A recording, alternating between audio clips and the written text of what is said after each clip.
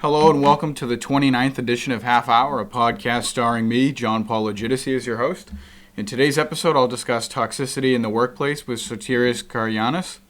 Thank you very much for coming on the show. I appreciate it. Thank you. I appreciate it too. Thank you for inviting me. Yeah, absolutely. So basically, just to start off, if you want to introduce a little bit about yourself, like, what your educational background is, what you do here at UNIP, things like that. With pleasure. So my name is Sotiris Karagiannis. I'm originally from Athens, from Greece.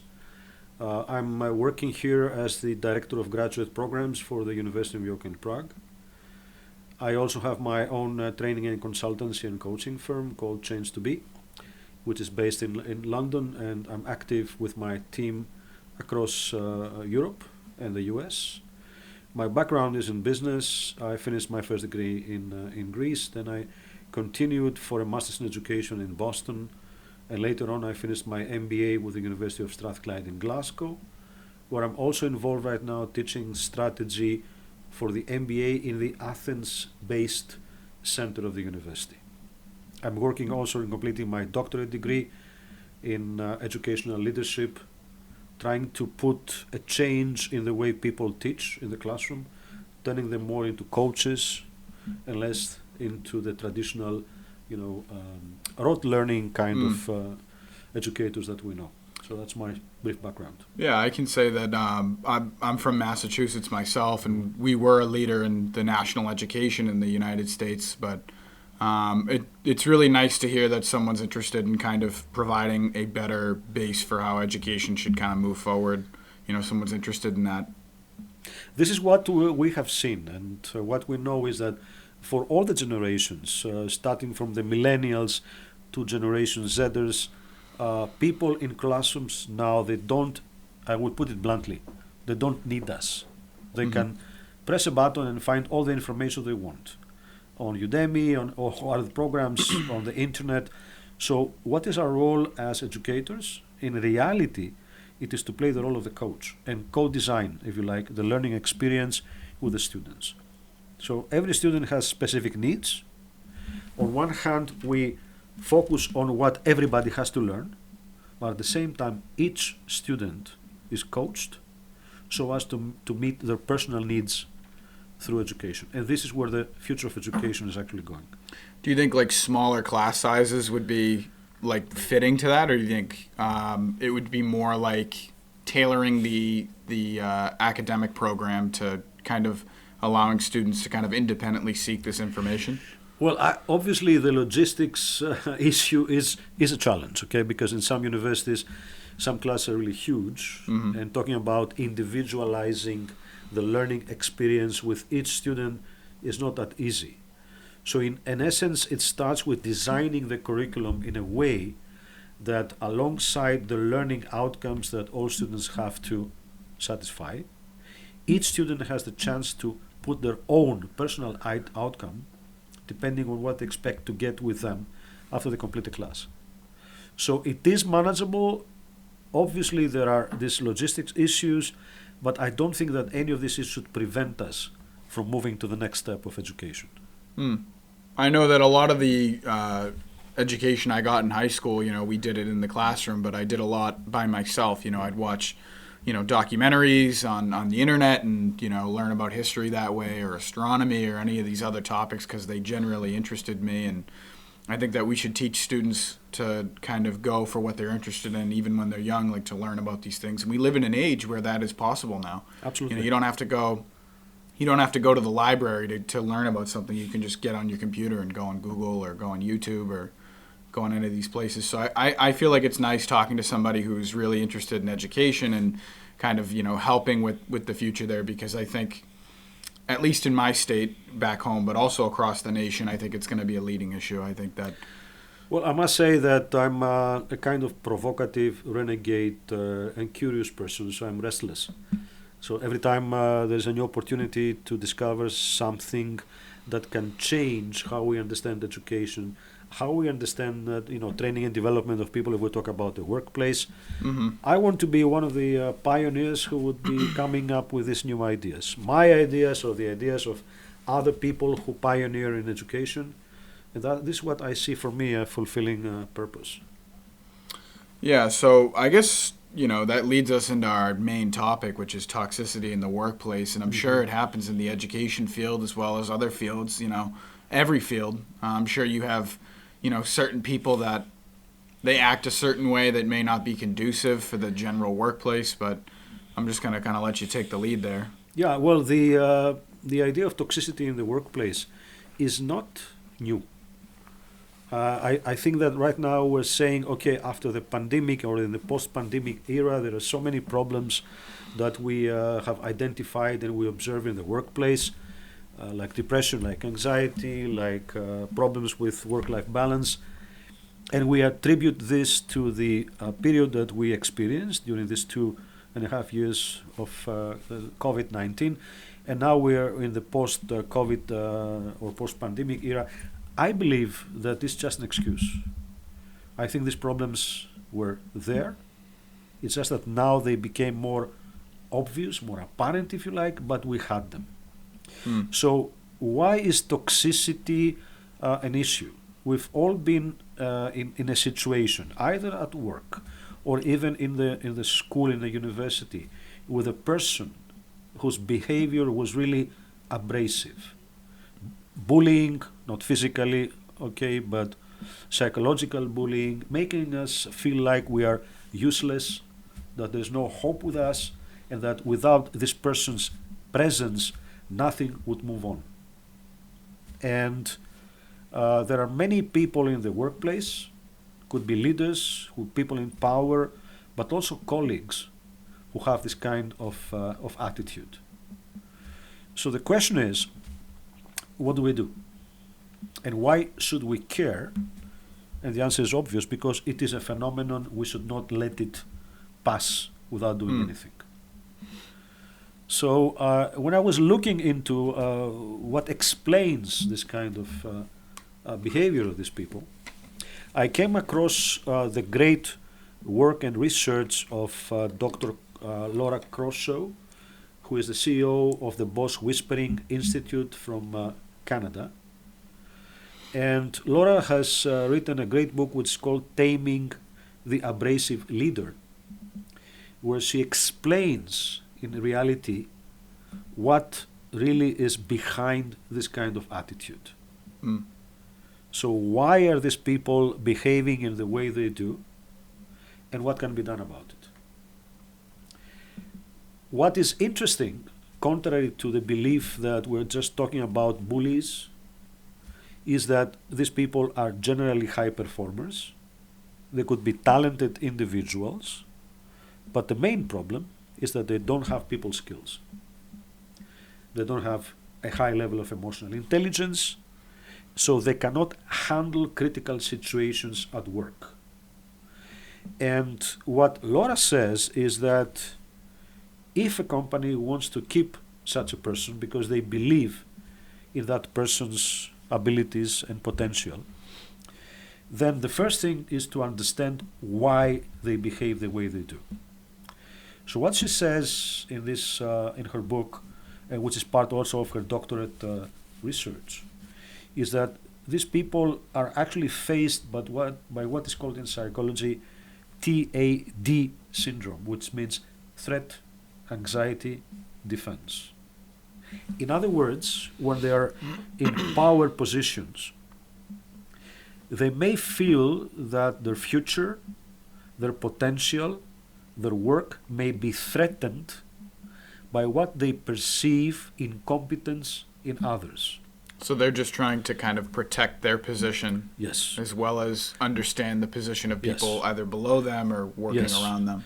and why they feel threatened?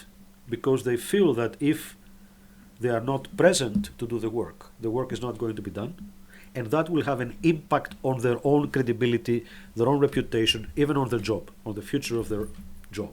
Maybe they're thinking that their boss might say something to them and Yes. be like, Yes. what's going on? Yeah, they will be held accountable for what they believe they shouldn't, because they don't think that the people under them are really competent. It's a very simple thing. Some people might say, well, if it hadn't been for me, nothing would be working here. Mm-hmm. And they kind of transfer that in a very abrasive way to their colleagues, to their people, by saying, you know what? Don't accuse me for being so abrasive, because that's the only way for you to do the job. Mm. Now, that's the threat part of their behavior. That creates anxiety, of course. Anxiety that the work will not be finished, I will be on the spot, I will maybe losing my job, okay?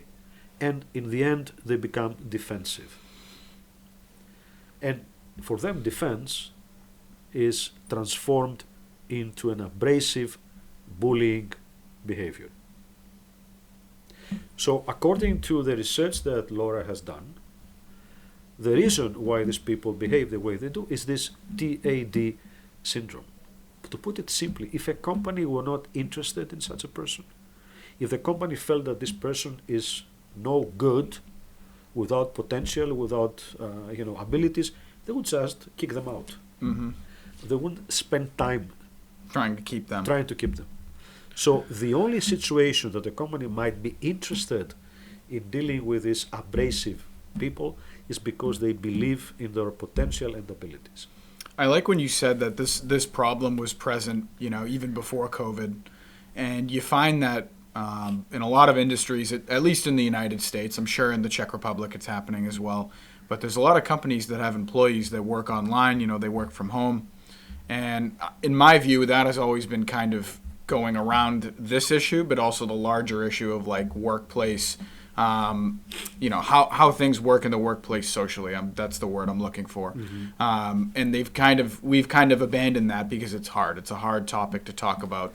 And I think where you're going with this is very important because, society is taking this one direction and we're talking about it in another. Like with this toxicity in the workplace and the TAD syndrome you were speaking of, it's almost like a lot of companies are avoiding this by just having workers online and doing these Zoom meetings and no one even knows each other in person. And I think that kind of ruins what these companies were kind of meant to be, where it's just groups of people working together to find a common goal. Maybe you meet a new friend or you meet someone you're interested in, mm-hmm. or you share new ideas at the lunch table. And I feel like that is all being lost to this kind of, sit at home and do the work and then you're off work and then your social circles are everything you choose. And there's almost no difficulty with it. There's no, you're not learning much. You were kind of speaking about how some of these people, they don't have the emotional intelligence. And sometimes in the workplace, you learn a lot more about, how that's supposed to operate. I've worked a variety of jobs that are, minimum wage, kind of like restaurant jobs or working in a business. And I know that I've definitely learned a lot from my coworkers and a lot from just people coming in and, mm-hmm. Things like that. I feel like that is all, it's not really going this way, and I feel like what you're describing is definitely something that should be looked at and readdressed because COVID has only extrapolated this problem. Yes, yeah, exactly. And I can't say they've used it as an excuse. Certain jobs I've worked at, we don't have the shipment in today because of COVID. But it's really because someone forgot or there's something else going on. Yeah, and if you think about the ramifications of all this, why do the leaders or the managers of these people don't do much about it? Again, it's not because we are working online and we are under this kind of situation that we had not experienced before. Again, going back, because I really have to quote out of respect for the work of Laura Crosso in this. In essence, the managers of these people don't really know how to deal with the situation. Mm-hmm. Or they don't want to, they avoid it, because in some countries like in the US, where it's easy to take a company to the courts because you feel you have been also bullied yourself or anything, some people may say, well, let them do what they're doing, it's fine, don't touch it. Mm-hmm. Okay, so the work that we're supposed to be doing to help should start first with the managers or the leaders of these toxic people, to help them understand that they are the guardians of the well-being of their company. So they have a responsibility that goes way beyond the job description and the duties to safeguard the mental health and well-being of their people. So once they understand that they should do something about it, and that they should invite this person and talk with them openly, providing evidence that this is really a fact and not something hypothetical which is happening, then they prepare this person to understand that this is the last time that we're talking about this. It's like a last warning. If you don't change, sorry, we can no longer work together. Yeah. And then they would recommend an external coach to help. But it has to start first from these people who have power over these leaders to prepare the ground. Okay. And this is also aligned with this notion. We're talking a lot now about training leaders how to take care of the mental health and the well-being of their employees. My simple question is, should we start from the top first? Do we assume that a leader is balanced enough, emotionally balanced to deal with other people? So first we have to make sure that the leaders are well prepared and balanced. They're emotionally healthy and mentally healthy, if you like, because they're human beings. They've also been through all this pressure. So we first cure, in quotes, them, and then we train them to deal with other people. So part of the issue is just addressing it at all. Like just actually having a conversation or a dialogue with this person, and then you mentioned the external coach and other methods by which to kind of rein in this person's behavior. Yeah, there's a methodology called action research. I don't want to sound academic, but the point is, once it is decided that a coach will take this person help, then the role of the coach is to go and gather feedback from that person's colleagues, and then go back to this person and say, listen, this is what the feedback says about you. What is the first reaction? This is where, again, the threat anxiety response Right, comes. they're going to be defensive. Yeah, like I say, who told you that? Your role as a coach is to go back and say, it's not my role. I don't work in this company. My role is not to go through this kind of discussion. What I know is this evidence, and I'm here as your ally to help you overcome these issues because your company cares about you. And that's how it starts. Okay, nobody says that every method is 100% perfect, but we have seen it, and Laura, when she does this work with people mainly in the US, she has seen great results. Well, yeah, I mean, this idea sounds good because it just basically forces the company and the employees to kind of address these issues that are occurring, at these kind of mid-level positions and these kind of managerial positions that oftentimes you have good people who are working in them, but they just act certain ways that may not be very helpful towards the direction of the company. I mean, I can imagine the amounts of productivity that is lost by this kind of environment in the workplace. Maybe you have a few colleagues that talk, and it can really kind of destroy the fabric of what's going on in a company, I can imagine. Yeah, I mean, I was asked to coach a marketing manager of a company in the fast-moving consumer goods who joined her company for the first time.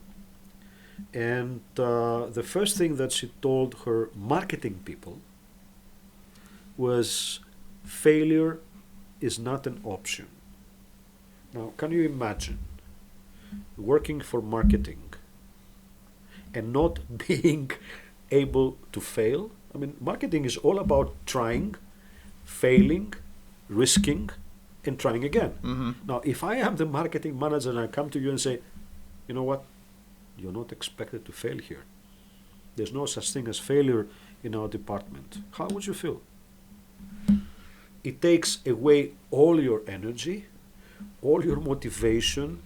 You're going to be working on the safe side, trying not to make mistakes, and of course that kills your curiosity and your creativity, which is the part and parcel of working in marketing. Right, and maybe building on that, if you don't have this ability to be creative, and you're always even asking your manager, hey, is this a good way of doing it? Is it not a good way of doing it? You actually lose a lot of productivity in this way.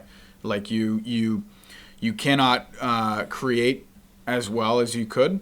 And maybe that really stellar version of marketing for a specific thing, you lose that because the person is not being incentivized to be creative. Yeah, and we're opening the topic, but it is related. What do we mean by leadership? If you look in the dictionaries, you may find like more than 600 definitions of leadership. But the leadership is about one basic thing: sharing power with others at the right time with the right people. Mm-hmm. Okay? And how do you know that you have reached that level? When, for example, you're away in a training, in a conference, and your team is back in the office, Mm-hmm. and you just close your phone for 8 hours, you don't call your team back Mm-hmm. every moment, because you know that back there they know how to do the work without your presence. And I know that from experience when I do trainings with managers and we tell them, hey guys, can you please mute your phones and answer them only during break time? And they freak out. Mm-hmm. And I say, why? If every moment your people have to call you, that's not leadership. Mm-hmm. So a leader is identified not just when they are there in the company, but most importantly when their team can function in their absence. Mm. Now, going back to the toxic leader, an abrasive toxic leader is not of this kind. They want to have full control. They want to know everything that is happening every moment, every second. And when they don't like what is happening, they attack. They go to this kind of fight Mm-hmm. mode, Mm-hmm. which is their way of defense for what they think may endanger their own credibility, reputation, and work. So it's like this result of, I'm sure that in the past, this type of behavior was much more prevalent, maybe. I'm sure now it's still as big as we're describing, but maybe 50 years ago, like this behavior comes from, previous generations of workers in this way. Yeah, but it was a different style of working. Mm. So this idea of toxicity, abrasiveness, was quite prominent from the times of the Industrial Revolution. Actually, it just had a different context Mm-hmm. in which it was happening, but in reality, it has been around for quite a lot of time. So if you were to, let's say, go to a company and kind of, tell them what you think the best steps would be, what would be like the first step you'd recommend for like a company to take to start dealing with some of these employees? Mm-hmm. Well, it's funny. The first question that we normally ask people is, okay, do you have any abrasive or toxic leaders in your workplace? And believe me, in 100% of the cases, 100 of them say yes. I don't recall a case of talking to a manager of any company, big, medium, or small, That didn't have somebody. who says, no, this is not an issue in our company, we're paradise. So the first thing is to increase their curiosity about it. So the next question is, when they say yes, the question is, okay, what do you do about it? Mm-hmm. And then it goes to what I was telling you before, that With addressing sometimes, it. yeah, they say, well, we don't do much. Mm-hmm. And that's how we start and say, okay, how about we help you deal with this issue when you believe in the qualities and abilities of that person? Do you think that in smaller companies, this is a much more pressing issue? Like, if a company is a lot smaller and they have, I want to use like a per capita ratio term, like maybe with a big company, you have this amount % more of these people or ratio in this way. But I'm saying like, I feel like in my interpretation of it is that in these larger companies where you have these employees, it's not like the biggest deal to productivity because the company as a whole is doing well. But when you have these smaller companies that maybe, you have one or two of these people could possibly derail a small company's ability to function? Well, here we have to, let's say we talk about family-owned businesses, okay? Mm-hmm.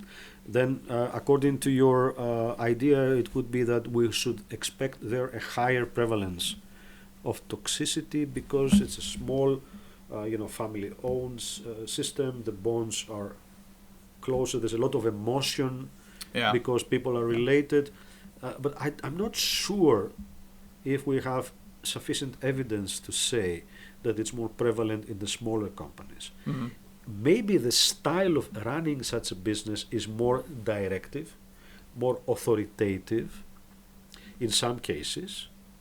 Also because there is this generation gap between the founder of the business and the daughter or son who now take over. And there is always this, because also of the family emotional kind of issues.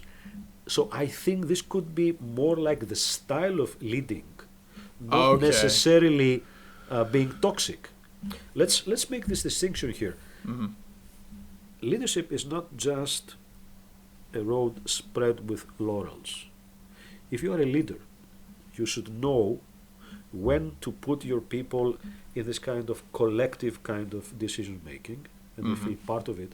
But also, you should know when to take full responsibility of your business in the future. Mm-hmm. If you are the captain of a ship that is going down at the bottom of the sea, what are you going to tell your crew? Hey guys, let's have a meeting to discuss how we're going to be rescued. You will all go down to the bottom of the sea. Yeah. In those moments, you assume full responsibility, and you say, that's what we do. That's how we're going to save ourselves. Mm-hmm. And you exercise your authority. And of course, you bear the responsibility of whatever happens. Mm-hmm. Now, this is the stuff real leaders are made from. This kind of attitude could be considered by some as toxic, but in reality it's not. Because that's the time that your people expect you to make the decision. Right, that's when they need you. Exactly. Right. And it is your responsibility to say, yes, I'm in front now, and I assume full responsibility. So this is not necessarily toxic behavior. Okay. So the size of the company could not be a factor to explain a higher prevalence in smaller compared to bigger organizations. You could see it in a small department, okay? Even among colleagues, it doesn't have to be a relationship of power. You can have toxic colleagues in your department and have the same feelings. Mm-hmm. So that's the idea. Well, I think it's a very interesting topic, and it needs to always be kind of explored and developed on. Because coming from where I come from, and the friends I've made, and the people that I know that work in all sorts of industries, like whether they're service or these kind of larger companies that, I live near I-95. It's a highway that passes through Massachusetts around Boston. And there's a lot of companies these big companies like Oracle and just many companies, like iRobot, I think is around there too. And they're all around Boston.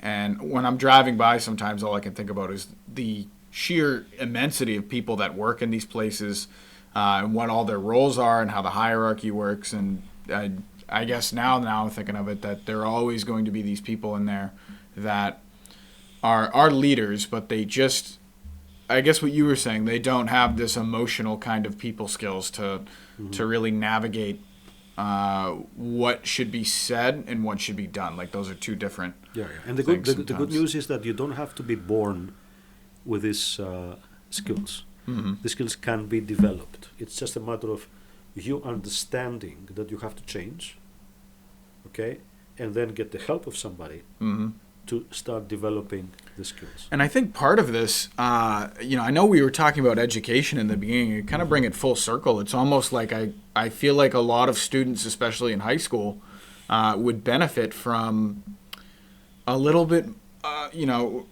we teach to the curriculum. My mother's a teacher in Massachusetts, and we talk openly about this and how, a lot of times teachers teach to the curriculum that is given to them by the state or even the federal government. And, I think a great idea would be to really, maybe take off the gas on some of these other things and really teach people, this emotional intelligence. We always talk about balancing a checkbook or opening a bank account. Like, they didn't really teach us these things in my high school. It was more academic knowledge in this way. But I feel like this type of intelligence is just as important to learn. And I feel like it can really start from when people are in high school and, even going into college, trying to learn these kind of, proper behaviors to work in the workplace, but to also be a leader and to be, inspiring to yourself and others. And I think this is what we should be doing also on the graduate level for MBA programs, for example. So in addition to delivering the expected courses in marketing, strategy, finance, you name it, I think there should be an opportunity in the curriculum to include some of these personal development, reflection-based courses. If I were to choose about how to change the MBA here at the University of York in Prague, my next step would be to introduce philosophy. Because philosophy helps people go to higher order questions. It helps them navigate these big issues. I had a philosophy class at my old university, back at Bridgewater State. We had like a philosophy 101 course, and that was like a required course that we had to take in order to graduate.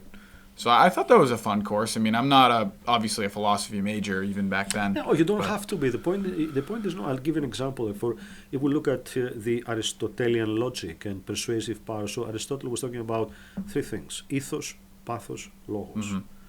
How you look, your values, how you use emotion and feeling, emotional intelligence, and logos, what you say.